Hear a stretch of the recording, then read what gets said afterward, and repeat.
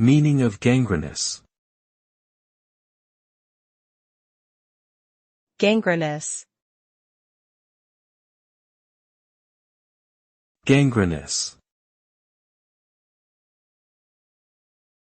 Gangrenous. Gangrenous.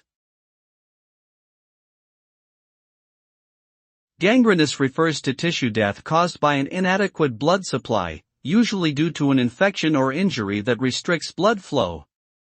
The affected area can become discolored, smell foul, and may produce pus or discharge.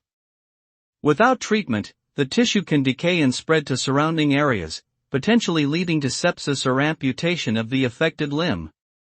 Gangrene is typically treated with antibiotics to control the infection and surgery to remove the affected tissue and restore blood flow. Early detection and treatment are essential in preventing serious complications and long-term disability.